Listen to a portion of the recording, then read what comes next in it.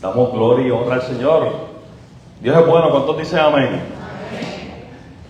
Este texto, hace unas cuantas semanas atrás, nuestra hermana Iraida Álvarez estuvo predicando de él y fue magistral porque ella nos llevó por el camino de él, de lo que sucede antes del texto.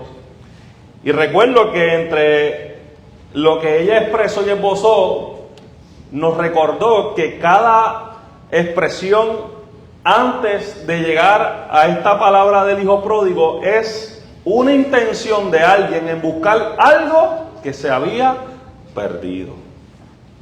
Y en la mañana de hoy vamos a hablar más o menos de lo mismo, pero bajo un concepto que en la cultura judía es conocido como el quesasa. ¿Con qué se come eso? El quesasa. Amén.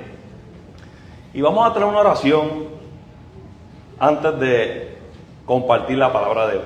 Oramos. Dios de restauración. Dios de oportunidades. Dios que ves a lo lejos. Gracias porque tú, cuando ves que un hijo, una hija regresa a ti, tú corres a abrazarle. Bendice a esta Grey y a los que están a la distancia en Cristo Jesús. Amén. Cuando yo leo este texto, yo me veo reflejado en él, porque yo soy un hijo que fui criado no por mi padre biológico. Bajo el contexto natural, yo soy ahora un hombre, en aquel momento un niño, que me crié sin un padre. Y por la gracia de Dios y por las decisiones de mi madre, conoce mi mamá a José Rivera, el cual me adopta, me recibe y me da la formación como hijo, sin distinción a los demás. Y hoy, cuando alguien me pregunta ¿quién es tu padre?, yo digo José Rivera López, mi padre. Es más bajito que yo, pero muchas de las cosas que he aprendido han provenido de él. Y aunque yo soy Larry Caratini Martínez y quizás la sangre no nos une, pero ese es más padre que cualquiera. Cuando leemos este texto de Lucas, capítulo 15, en estos versículos del 11 en adelante, nos trae una historia extraordinaria en base a tres personajes. A un padre, dueño de hacienda, patriarca, hombre acomodado, adinerado, con un estatus social particular, y nos encontramos con dos hijos. Uno conocido como el hijo pródigo y otro conocido como el hijo mayor. Y en este relato tan extraordinario nos damos cuenta que el evangelista, el escritor de Lucas, toma mucha atención en dar seguimiento a algo que ha estado sucediendo en los versículos anteriores y lo quiere hacer de forma magistral y mega ilustrado con el relato de este hijo llamado el hijo pródigo. Si lo llevamos al contexto de hoy, también deberíamos describirle o corregir el texto diciendo que hay hijas que también han sido pródigos. ¿Cierto o no? Así que hay hijos e hijas. Y cuando leemos este texto extraordinario, nos enfoca, nos lleva a una idea central, y es que el padre corre antes que el pueblo rompa relaciones con el hijo, porque su amor es más fuerte que cualquier ceremonia de exclusión. Y le voy a explicar eso ya mismo. Porque cuando hablamos de la expresión quesasa, es una ceremonia judía de exclusión, y yo le voy a explicar ya mismo las razones para que se aplicara esta ceremonia. Por eso, querida comunidad, hoy nos encontramos con una de las parábolas más conocidas de Jesús, la del hijo pródigo. Pero cuando miramos esta historia desde los ojos del Medio Oriente, ¿verdad? De ese momento histórico, de ese contexto, desde ese antes, durante y después del texto, algo poderoso se revela. Jesús no está contando, escuche bien, no está contando simplemente una historia, un relato, una parábola de perdón familiar. Está transformando toda una estructura cultural de castigo y exclusión para mostrarnos cómo actúa el corazón de Dios. Él quiere romper con la cultura de castigo, con la estructura cultural de castigo, para traer una nueva idea que es muy importante, porque hoy ustedes y yo debemos de aplicarla, de integración y reconocer cómo actúa el corazón de Dios. Dios no excluye, Dios incluye. Y existe una práctica judía llamada quesasa. En hebreo no sé cómo se dice, cómo se escribe, perdón, pero cuyo significado es corte, cortar, quitar, corte o cortar.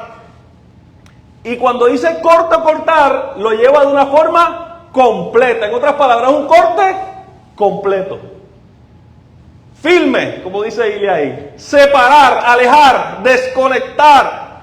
Y esta ceremonia se usaba cuando alguien malgastaba la herencia entre los gentiles o avergonzaba gravemente a su comunidad o a su familia.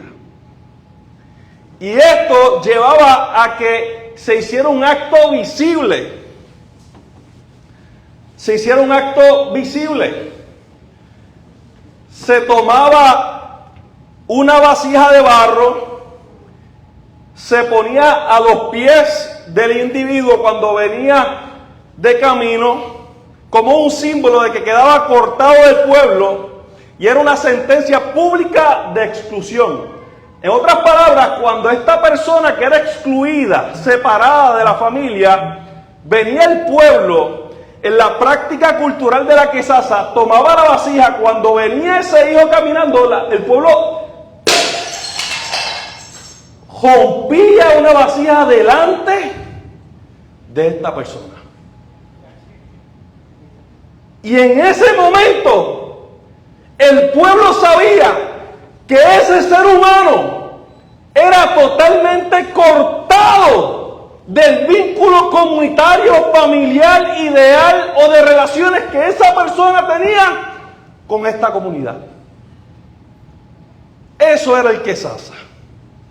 Y es ahí donde esta parábola toma un giro poderoso, porque Jesús quiere romper con esa práctica, quiere romper con ese acto de exclusión. Entonces, cuando vemos el relato, vemos que hay una intención muy detrás de todo esto. El hijo menor hace un acto de insulto disfrazado de petición. El hijo menor pide su herencia, quiere un adelanto de lo que está viviendo, pide esa herencia con el padre vivo. O sea, su padre estaba vivo y le dice, dame lo que es mío. Y en nuestra cultura puede sonar a rebeldía juvenil. Me dice a su hijo o su hija que le diga, papá, mamá, dame un adelanto de lo que me toca, dame el dinero que me toca de herencia. ¿Qué usted haría como padre o madre? ¿Ah? ¿Cómo Iraida? Mira, yo lo puse aquí. Mire, en nuestra cultura puede sonar a rebeldía juvenil, pero en el contexto judío es un insulto letal.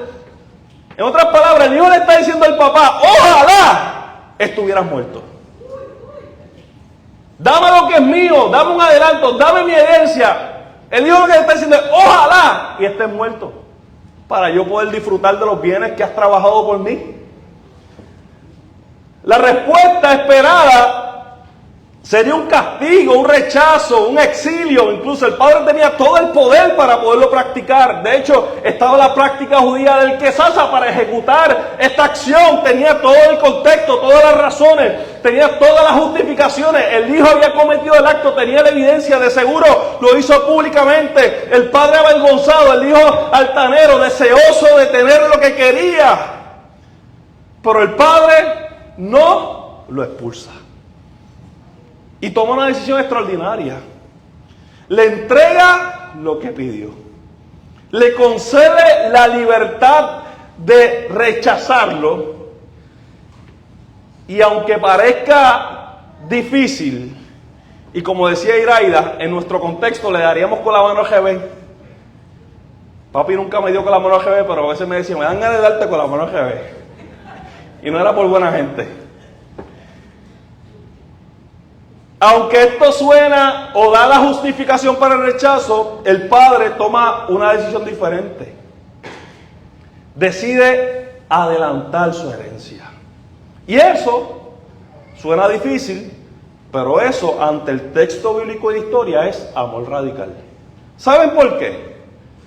Porque el padre ejecutó una acción para evitar que su hijo fuera rechazado por el quesasa. Eso es una invitación a nosotros y nosotros también a amar, porque el amor que no se impone, todavía no recojan por favor. El amor, el espíritu de Isaura sale por ahí rápido. Ese amor es un amor radical, es un amor que no se impone. Y ese es el amor que Jesús nos invita a tener. En este relato, después de todo esto, perdóname, Ilsa, te amo. En este relato nos damos cuenta que hay un suceso extraordinario. Y es que el hijo se da cuenta lo que había pasado, la decisión que había tomado y las consecuencias hasta cierto grado de lo que él está viviendo. Y el regreso del hijo no comienza con el arrepentimiento. El joven toca fondo. Dice el relato que él, estando apacentando unos cerdos, le daba alimento, algarroba a los cerdos. Y él decía que tenía hambre. Y decía que en mi casa no había falta de alimento, que incluso los jornaleros comían mejor que él. Y él toca fondo. No tiene dinero, está alimentando cerdos, un acto impuro para un joven judío, y está desesperado en medio de esa necesidad. El texto dice que volvió en sí. Pero esto no significa que el joven se arrepintió. Sino él dice que yo aquí, si en casa de mi papá hay alimento, que me haga como uno de sus sirvientes, que me haga como uno de sus jornaleros. Y en griego, en el contexto bíblico, algo similar sucede en Hechos, capítulo 12, versículo 11. Pero esto simplemente significa que él, no que se arrepintió, sino que él se dio cuenta de la realidad. Y él ejecutó un plan. Ese hijo ejecutó un plan. Una estrategia. Regresar, pedir trabajo y pagar la deuda. Y pasa cuando él va donde el padre. Hazme como uno de tus jornaleros. Yo te pago la deuda. Y aún cree que de esta manera puede resolver por sus propios méritos el problema de su decisión. Y todavía no hay una transformación mental y espiritual de este joven. Solo la lógica de pagar la deuda. Solo la lógica de hacer algo para resolver, sin entender que ya la situación se le había ido de las manos. Y luego de este relato, nos damos cuenta que sucede algo extraordinario. Y es que el hijo en su reflexión, luego de haber pensado que su papá lo había excluido, lo había rechazado. Y él dice, quiero pagar la deuda de mi papá. Este hijo, consciente de que el pueblo podía desconectarlo, podía cortarlo, podía separarlo, aún consciente de que el joven merecía el quesaza, merecía el corte, el joven reflexiona y se da cuenta y dice, tengo que ir a la casa de mi padre, sin importar las consecuencias. Y nosotros y nosotras en muchas ocasiones hemos tenido que tomar una decisión similar. En diferentes aspectos hemos tenido que tomar decisiones similares. El joven, cuando se dirige hacia la casa, él sabía lo que el pueblo podía hacer. Y en la práctica común del quesaza, cuando el pueblo veía que alguien se había alejado de la casa de la casa de la familia, de este hombre, ¿verdad? Que era el jefe del pueblo, era el patriarca, era el poderoso, era el que tenía toda honra, todo loor, aquel que sostenía múltiples familias, el pueblo lo defendía. El pueblo lo velaba que estuviera bien. Y en esta realidad, dice que el hombre en aquel momento se vestían con túnicas, ¿verdad? Con ropas largas. Y era honorable el que un hombre con túnicas andara bien puestecito, bien erguido, bien derecho, y que sus actos no deshonren su título. Pero dice el relato algo bien extraordinario, y es que de repente el padre se para y ve a lo lejos que su hijo viene de camino. Y él sabe cuál es la costumbre cultural. Él sabe a la realidad que su hijo se iba a enfrentar. Él sabe las consecuencias de los actos de su hijo. Y yo estoy seguro que cada noche cuando ese hombre tocaba su cabeza sobre la almohada o cuando doblaba rodillas, el primer pensamiento que venía a su mente es: ¿cómo estará mi hijo? Yo me imagino que este hombre, siendo un padre que tomó una decisión que posiblemente era la decisión más difícil de su vida, consciente de que su hijo menor iba a ser destituido de su familia, de su sangre, de su parentela, que ya jamás volvería a ser el mismo, que ya no iba a haber más relaciones, que ya no iba a haber más oportunidades, que ya no iban a haber más abrazos, más te amo, ya no puedo volver a ver a mi hijo.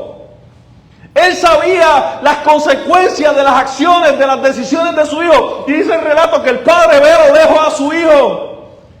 Y él conocía la tradición, él conocía el quesaza. Él sabía que si alguien de la comunidad, alguien del pueblo lo veía primero, iba a buscar la vasija, iba a correr primero que el padre y se iba a acercar, iba a lanzar la vasija al suelo.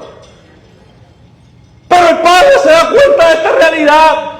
Y el padre mira al pueblo y dice: nadie va a llegar primero que yo a mi hijo. Y dice que se sube sus túnicas, se sube su ropa, no importando el honor y la vergüenza, y corre hacia su hijo y lo abraza y le dice: aquí hay una oportunidad. Y no siendo tan extraordinario, suficiente con eso, lo besa y le dice: bienvenido a tu casa.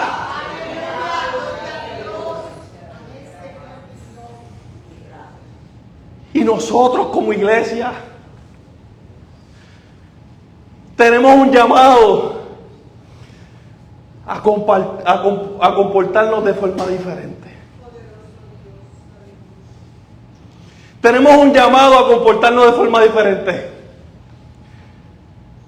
O somos el pueblo que practica el quesaza, somos el pueblo que corta, somos el pueblo que rechaza, somos el pueblo que destituye, somos el pueblo que deshonra, somos el pueblo que le dice adiós a quienes se han apartado de la familia de la fe, somos el pueblo que no da oportunidades, o somos el pueblo que representa a este padre que corre hacia su hijo, corre hacia su hijo, corre hacia su hija y le da una oportunidad.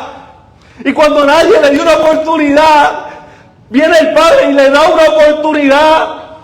¿Cuántos de nosotros necesitamos una oportunidad de que alguien corra hacia nosotros y nos abrace? Que alguien nos diga, aquí tú perteneces. Que alguien nos diga, te amo.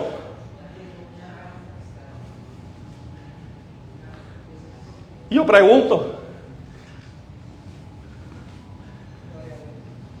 ¿has llegado a la casa? ¿Has llegado a la casa del Señor? ¿Cuántos llegaron a la casa del Señor? Y hay un pueblo también que ha tomado sus vasijas. Oye, está corriendo hacia ti para lanzar su vasija delante de ti y cortarte. Pero hoy, esta mañana, también hay un padre que te ha visto desde hace rato a lo lejos y no le importa la vergüenza, no le importa lo que la gente piense, no le importa su título, no le importa su honor. Él se toma las vestiduras, se las levanta y corre hacia ti y te quiere abrazar. ¿Lo dejas? ¿Se lo permite? ¿Permites que te abrace? ¿Permites que te dé una oportunidad? Permitimos que nos restituya a la familia. Mire, el día que llegué al regazo del Señor y le di una oportunidad al Señor, fue la mejor decisión que tomé en mi vida. Y yo sentí literalmente como el Padre corrió hacia mí. Dios no tenía que correr hacia mí, pero Dios corrió hacia mí. Por eso cuando cantamos ahorita, yo recuerdo las oportunidades que Dios me ha dado. Y yo lo digo siempre, y no me avergüenzo. Yo no merezco estar aquí. No lo merezco. Yo pude haber muerto.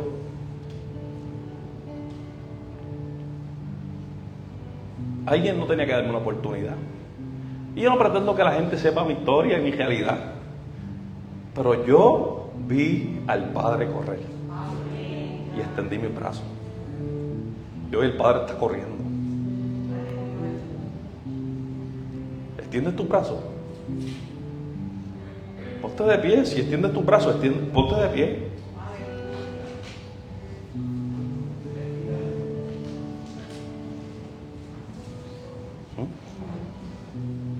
Y mientras cantamos, si tu corazón ha sido tocado como el mío, yo quiero afirmar que el que sasa no se cumplirá en tu vida. No. Esta es tu casa. Y el Padre te abraza. Cantamos.